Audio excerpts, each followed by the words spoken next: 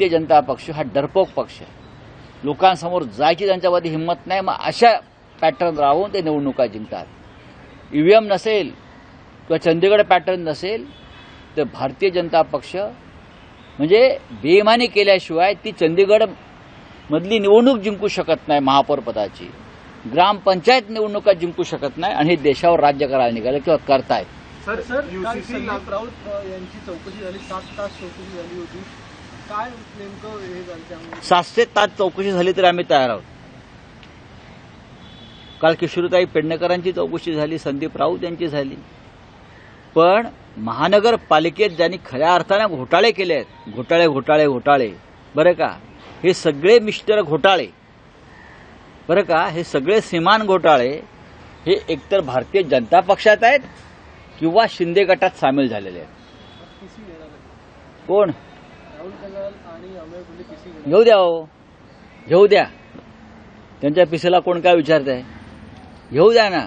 सगळे घोटाळेबाज सगळे हे आता तिकडे गेलेले आहेत.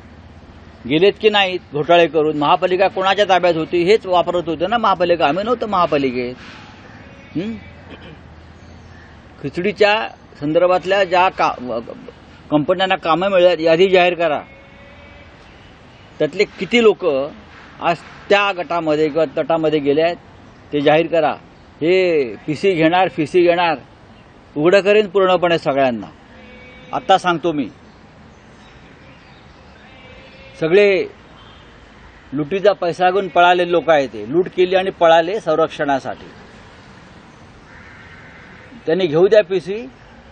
मग हे सगळे चोर कंपनीचे सगळे वस्त्रहरण करतो आम्ही. सर, पंतप्रधान नरेंद्र मोदी यांचा महाराष्ट्र दौरा कुठे वाढत चाललाय? पंतप्रधान नरेंद्र मोदी पुन्हा एकदा महाराष्ट्र दौऱ्यावर येतात.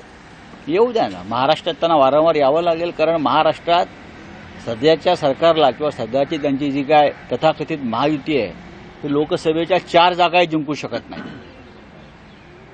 म्हणून मोदींना इथे वारंवार प्रचारासाठी यावं लागतं. निमित्त विकास कामाच्या उद्घाटनाचं असतं, पण ते प्रचारासाठी येत आहेत.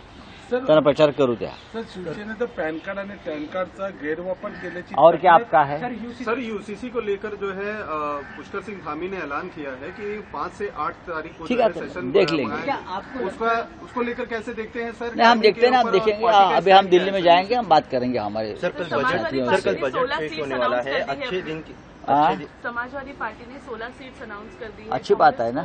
कहीं ना कहीं कॉन्फिडेंस में नहीं लिया गया. मुझे नहीं ऐसा लगता है. मुझे नहीं, ये आपकी सोच है. सर, वहाँ मैं उत्तर प्रदेश में देखता हूँ कि कांग्रेस और समाजवादी पार्टी में अच्छी तरह से बातचीत चल रही है. जैसे महाराष्ट्र में चल रही है, यूपी में चल रही है. बहुत से स्टेट में इंडिया गठबंधन में सीट शेयरिंग के बारे में बहुत ही सकारात्मक तरीके से एक दूसरे के साथ बातचीत चल रही है. सर, अजय राय ने इस चीज को लेकर विरोध किया है कि जो सीटों पे उन्होंने अब लिस्ट जारी किया है उस पर अभी बातचीत चल रही है. यहाँ मैं मुंबई में क्यों बात? लोकशाही मराठी ऐका, पहा, जागरूक रहा.